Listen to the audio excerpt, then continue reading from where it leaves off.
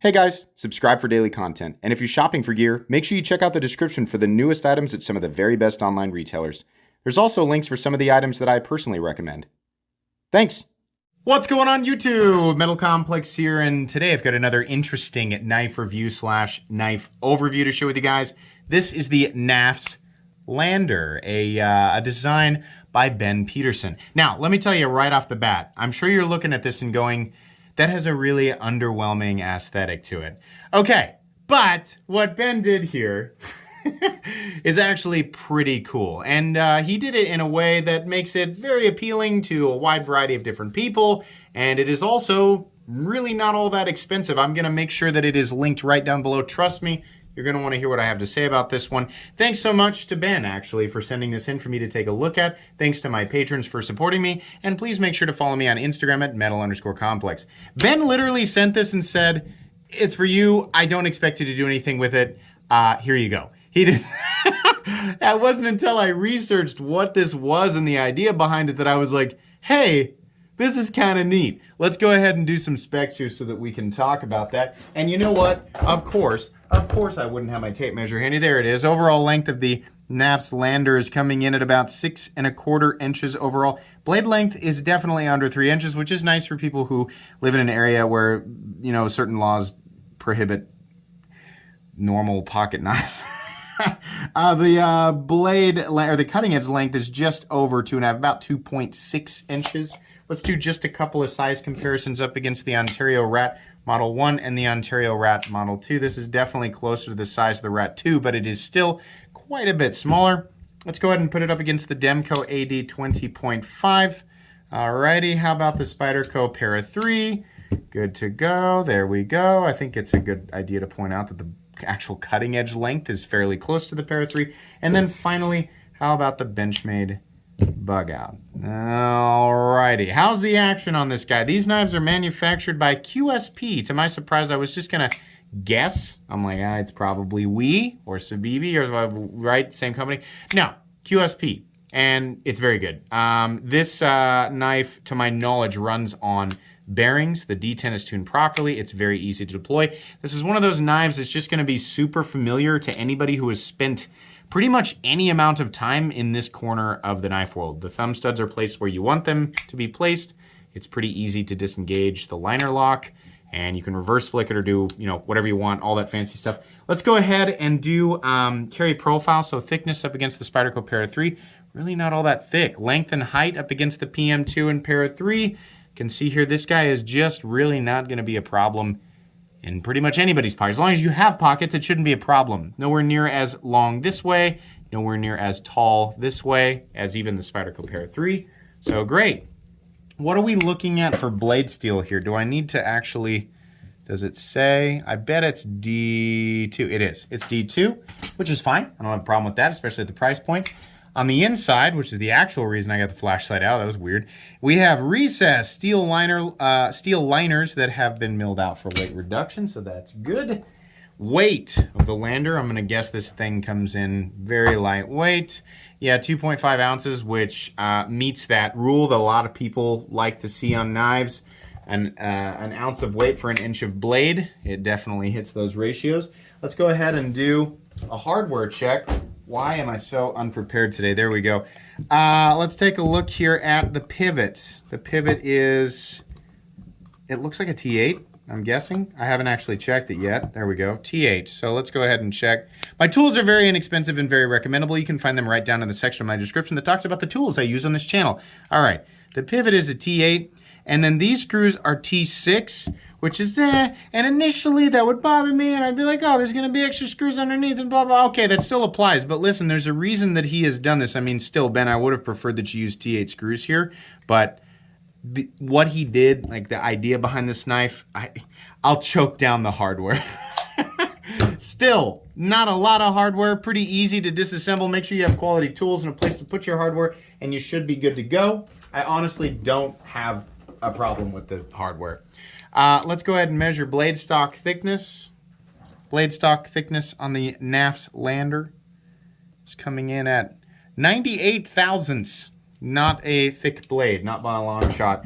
Alrighty, so here's the let me give you the quick meat and potatoes here, right? It's going to be a kind of a lean dinner. We have G10 scales, we have recessed steel liners, we have a blade profile that is pretty generic EDC, sort of, just drop points, just meant for general EDC. Geometry is good, sharpening, fit and finish, all of this is good because it's QSP. Anybody who is familiar with QSP knows that they generally won't do it unless they're going to do it right? This isn't something that you're going to find at some junker, gas station or flea market or anything. No, it's going to be a quality pocket knife. It is built the way that you want it to be built. Ergonomically, it's all right. Honestly, I can still get a full grip on it, which is kind of amazing. Pocket clip is straight and then has a little bit of a dip and comes back up. It's not my favorite style of pocket clip, but it works pretty well. We do have a very deep carry mount position, and then we have recessed screws, and then the clip itself is also recessed with a filler tab on the other side that can be removed so that people who are left-handed can mount it for left-handed carry. And as you've seen me demonstrate here, it's very easy to manipulate with your left hand, even the liner lock, no big deal. Plenty of access to that liner, so disengaging it from the side rather than pushing down and pinching your finger into a narrow space, right? It's totally doable. Presentation of the knife, if you don't like all black, don't worry, because here's the reason. Here's the reason why I think you'll be interested in this. He created this knife in a way that not only is it very easy to swap the scales, literally you don't have to take the frame apart. From his demonstrational video that he did on his website, you just peel off the scales. This is done in a way that you can just pull the scale off with the removal of a couple of surface level screws, and then you can swap out the scales. There are quite a few options that are available, but all of the geometric, like all the dimensional numbers for the scales, he has done this in a way, I'm not familiar with this territory, he's done this in a way that this information is open source, so people can take this information, design their own stuff, and then I would imagine that the idea is to create this large world of tradable, and people can sell their own custom scales for this. There should, ideally, I think the idea here is that there will be a crap load of scales available for this knife. They shouldn't be super duper expensive.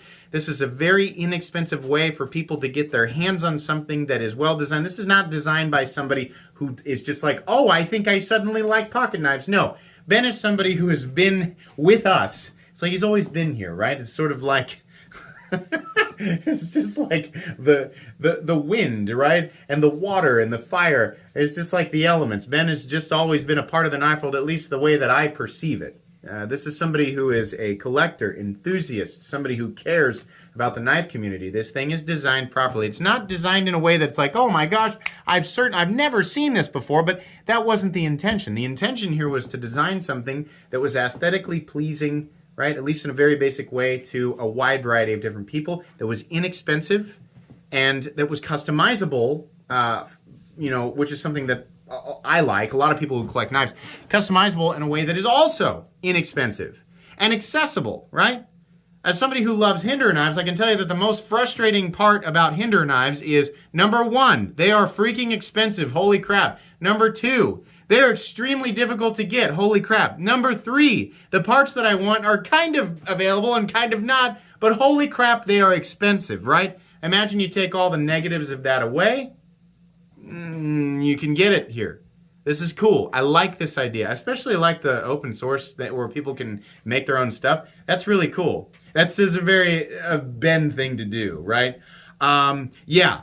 I'm super on board with that, and now that I have kind of figured out what his mission was here, it would be neat to see other companies explore this, right? I mean, this is a really great idea. I like it a lot. You pick this knife up and you use it, and here's the thing. In its most basic form, it is going to function exactly the way that you would expect a knife of this caliber to function, right? This is a light to medium duty, daily cutter. Probably not something you're going to want to use for extended periods of time, but you got to get it out and make a quick cut or a few quick cuts, right? And then put it away. It's going to do that. The geometry is honestly really, really nice. There's a nice taper out to a thin tip. The jimping is in the right spot, right? The thumb studs are easily accessible, etc. It's very comfortable because this area is chamfered down. We have peel ply textured G10. There's no bald spot underneath the pocket clip, but honestly, I really can't complain too much about that. The lock up here is great. There's just a simple stop pin back here. No blade play up, down, left, or right. No stick off the disengagement of the lock. No pivot lash. Consistent action in here, and a nice clicky detent with, you guessed it, perfect centering. That's what we look for, right? This comes in at $58, which initially you might think, oh man, it's really not though, right? It is a simple construction, it is a simple knife, but what you're paying for also, I think, is, and here's another thing, let me add this on top of that. They actually encourage you to disassemble these knives, right? Okay, big deal, right? I would do that anyway. Wait, there's more. Do I sound like a do I sound like a salesman yet? Wait, there's more. They actually have a section on their website where it's my understanding that if you want replacement parts, like let's say you dick something up while you're taking it apart, right? Apparently getting parts for this, replacement parts, is very easy. Since the foundation, the idea here is to create an inexpensive and customizable experience for a wide variety of people, right? You would venture to guess that, you know, just part of the, you know, is just sort of, what do you say here? It's just like a hazard of the, you know, what you're going to do. If you're going to be taking things apart, right? Or lots of people are going to be taking things apart and putting them back together. They might be damaging or stripping or losing hardware. So Ben has made it easy apparently to replace the hardware on this knife. So fairly inexpensive. I mean, even at $58, that is the most that we can complain about here. It is slightly more expensive than other budget knives that are in the general competition zone. Yes, you can get knives from QSP that are utilizing the exact same materials for about 20 bucks less. But honestly, considering everything that Ben is trying to build here, I would say for me, it's worth that extra $20. I love the idea of being able to carry and use this knife for however long and then go, you know what, I'm bored of the plain black, I'm gonna do something else. I'm gonna put cats and tacos on it, which is actually, I think, one of the options on the website, or it looked like it. But whatever, right? I mean, all the information that's required for the scales is open source, so people can create any number of infinite possibilities here. This is a really good idea. I like it a lot. 58 bucks for QSP quality, G10 recessed steel liners, D2 steel in a good geometry, right? Running on bearings, good action. It's just a good all-around knife. Great. Ben, I know you got this rule about your finger, but I'm sure that he's ahead of me. I'm certain that he's ahead of me. Make a bigger one. This is great. I love this, right? Especially for people who live in areas where they're like, oh, you can't have more than, 2.99 inches of blade because you might, I don't know. We don't know, but you can't, right? Yeah, that's great for those people. Make a bigger one. Definitely. Exact same idea. Even if it's a little bit more expensive. Let's say it's 65 bucks or something like that to get a bigger one that's 8 inches or so, right? I think this is wonderful. I think this is just a great idea. So I'm going to link Ben's website down in the description so that you guys can check it out if you want to. Ben and I have nothing worked out. I don't gain any benefit from you clicking on his website. I'm not paid, right? It's not like an affiliate link where I get paid. It's not like that. No, I just think this is cool, and I think you guys should check it out. I really like the idea behind this, and I'm honestly, not to take away from Ben's idea, but now that, it's like in hindsight, it's like I'm thinking, how have we not seen something like this before, right? I mean, we've seen bits and pieces, but like all together, this is really cool. I mean, he's made it as simple as convenient as possible. I mean, the idea here is to cater to as many people as possible. And yeah, I think it's neat. Little bit of a different review. I kind of sped through everything else, but I like this. This is absolutely going on my most recommended knives playlist, and it's also a budget knife, being under $75, so it's going to go on my cheap knives I like playlist. Very, very recommendable. Hoping that this takes off for Ben. I love it. All right. That's going to be pretty much it today. Please make sure to follow me on Instagram at metal_complex. If you enjoyed this video, leave a like. If you'd like to check out my other content, I do, of course, have lots of videos of knives that are either expensive or inexpensive that I do or don't like. So check those out. And if you enjoy all my content, go ahead and click on that Metal Complex logo right there and subscribe because there's definitely more coming. Thanks again for watching, everybody, and have a great day.